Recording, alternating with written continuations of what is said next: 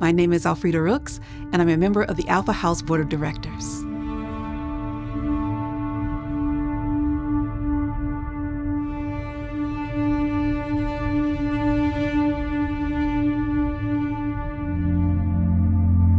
When we think about people who are experiencing homelessness or who are unhoused, one of the most important things I think is that there's a space where they can kind of take a break and sit down and rest.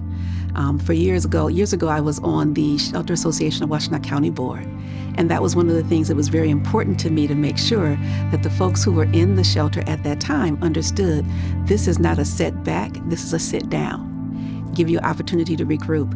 And I see that same thing at Alpha House, in that when we're working with the families, it is an opportunity for the parents or parent to kind of sit down for a minute, catch their breath, and figure out where to go next. For me, the transitional housing programs that we have, especially now, especially with rapid rehousing going away, are really important because it gives folks an opportunity to be in a home and to begin to get those skills about how you manage a home and how you stay in a home. For me, my goal, my ultimate vision for anyone who is currently unhoused or who is living in low-income housing is that they be given an opportunity to move into paid home ownership.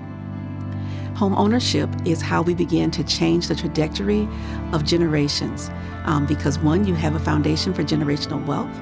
But secondly, if you have generational wealth, that means you also have generational health, which means that you are in a position where you go to the doctor regularly, you're maintaining and doing things that are active, you're eating better, and your housing is secure. And so when your housing is secure, that is a tremendous stress relief. And you can really impact people's blood pressure, their emotional state, their mental state. And so it's very important that as we're talking about housing, where we want people to go, that we let that end goal be home ownership.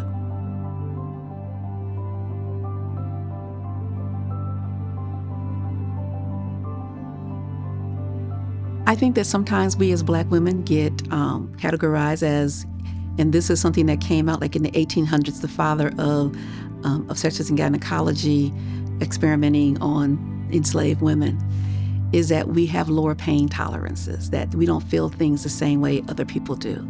And so I think that sometimes that can carry over. I also think that there are times when physicians will look at you and they will automatically have in their mind what they expect from you, especially if you're someone who they want you to eat more fruits and vegetables, but you're not in a position to get to the grocery store because you don't have a transportation, and so you do your shopping at the local convenience mart. You know, those are the things that they don't think about. That's what I've been talking about with the medical professionals that I know, is that we have to move from that two-dimensional, our disease and our treatment, to really and truly look at the person and understand the person. Understand where they come from. Where is their community? Is it a walkable community? Is there a bus stop in their community? Is there a grocery store close to them? Then you have to think about, are they employed enough to where they can actually not be concerned about paying rent or eating food or keeping the lights on? You know, these are all the things that really and truly impact that person's health. Especially, I think it's important when we're talking about maternal health. For women who are young and Black, they always make the assumption that because you're young and you may be a single mother, that the father is not in the picture, and so they will treat you a certain way because of that. Or they'll just treat you a certain way just because you're Black, and not listen to what it is that you say about knowing your own body. And when we think about maternal and infant mortality, the rate in Washtenaw County is ridiculous, in my opinion. And I was part of a group that we were talking about priorities and what we would do working around in the community. And I posed the question, is I really want to understand why Washtenaw County, who has 3 different maternal infant health programs at the time, has a higher infant mortality rate for Black babies than the city of Detroit. And one of the women who was on the committee said, "Oh, I know why that is." And I'm like, "Well, why is that?" "Oh, it's racism." And so my response was, "But if you know that, what are you doing to correct that?" You know, this is not something that we can do by ourselves. It's going to take everybody standing there, because there are some tables that I may sit at that I may speak from that position, but they're not going to listen to me, but they'll listen to the white woman who's on the committee with me. and hear what she has to say. And that's why I say this is not something that can be solved individually or by one particular group. This is going to take everybody coming together to ensure that in your neighborhood or your home or your clinic or wherever you are, that you are the one who has a voice and you're speaking for people who don't have a voice. And let's be real about it. There are some women who have just been beat down by society so much that they just don't have it with them to fight.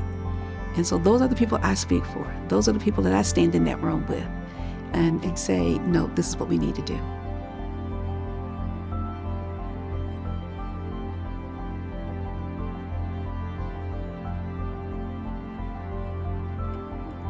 To the women who are in Alpha House, I want them to understand that number one, there will always be somebody who's going to think that you're not enough. But I'm here to tell you, and you take these words with you, you are more than enough. Because you are in this space, in this time, in this world, there's a gift within you. And I hope that your time with Alpha House and working with the staff there, that you find what those gifts are and you walk into your greatness, because we all have that inside of us. It's not limited to people who have houses. It's not limited to people who have education. We all have greatness within us. Walk toward it. To learn more or support, visit us at alphahouse-ihn.org.